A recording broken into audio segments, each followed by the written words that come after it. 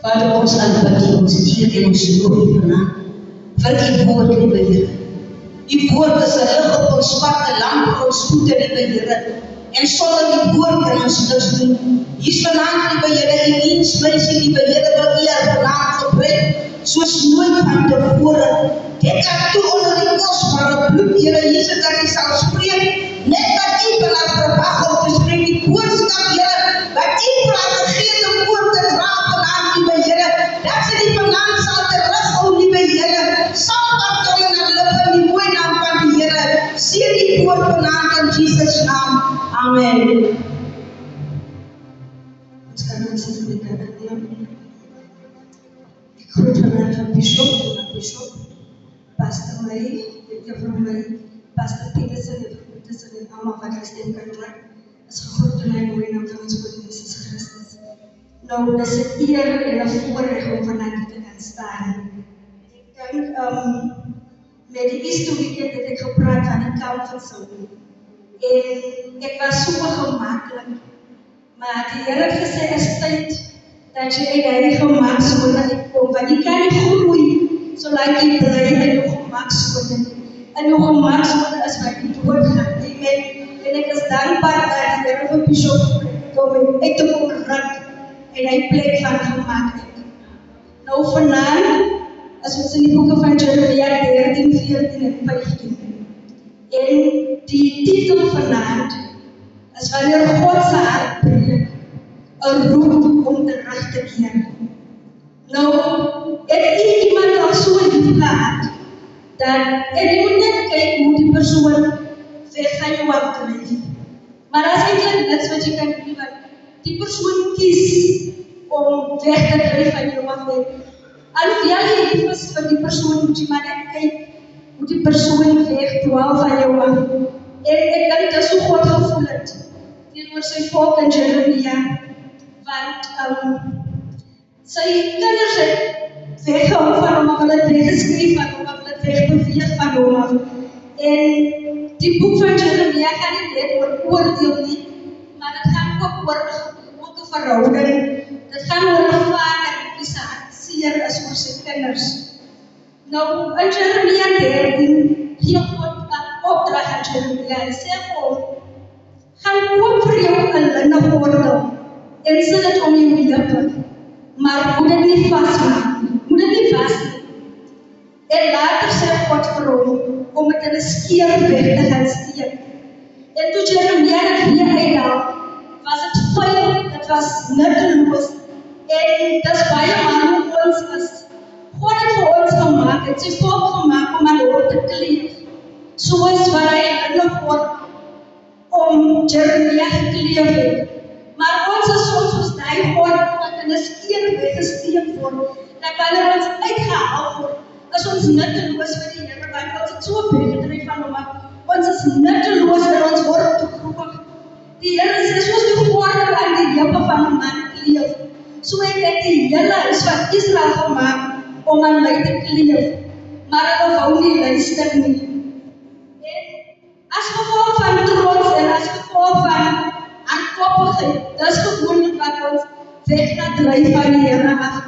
En soms is ons in die kerk en ons sing en ons preek en ons doen al die goede, maar ons besef dat in ons harte is ons eintlik besig om weg te dryf, soos die volk in die dag van Jeremia, is ons in ons harte besig om weg te dryf vanaf die Here af. Amen. En in hoofstuk 14 sien ons dat die volk ervaar 'n erge droogte. En die droogte was nie net 'n fisiese droogte nie, maar dit was ook 'n spiritual droogte gewees. Die Here het die reën oplaat om, en dit was droog. Maar dit is omdat die harte van die mens ophou het om hom te soek. En as gevolg van dat het dit gestop, sodat hy droog het eintlik is, wanneer ons harte wegdryf van die Here af, dan word ons droog. Amen. En Jeremia begin te bid. Hy sê, verwerp ons nie terwille van u naam nie. Onthou die verbond. Maar God antwoord met hartseer. Moenie vir hierdie volk bid teen goede nie. Hoekom? Want hulle het voorgegee. Hulle het gerepent, maar hulle het nie bedoel nie. Dit was maar net woorde. Hulle het net gesê, maar God kon in hulle harte sien dat die mense dit nie bedoel nie. Hulle gee net voor. Amen. Maar selfs as hy droogte, praat die Here God nog steeds met ons. Want die Here wil vir ons as die volk, as die kinders vernietig nie. Die Here wil altyd net vir ons herstel. Hy probeer net vir ons herstel. En hy sê, jou siel is dors, kom terug na die fontein van lewende water.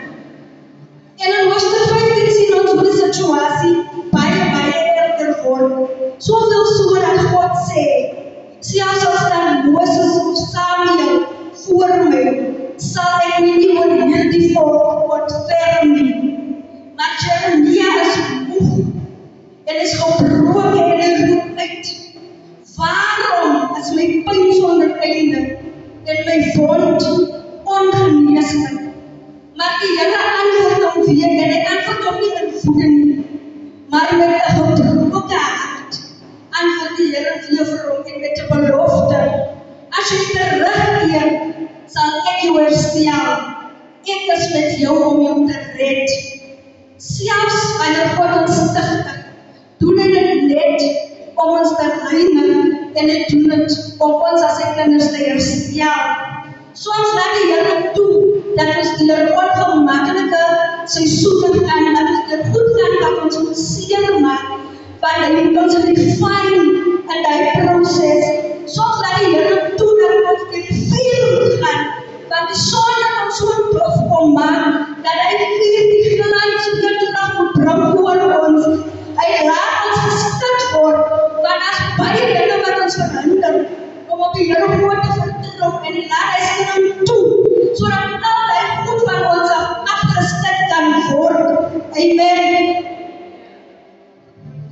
En deur dit alles, hy sy belofte, as jy terugkeer, sal ek jou herstel. So vanaand los ek u met die vraag. Het ek in my verhouding met God weggedryf? Ervaar ek geestelike droogte? Wat vra God van my om meer te hê, sodat ek weer volkome na hom kan terugkeer?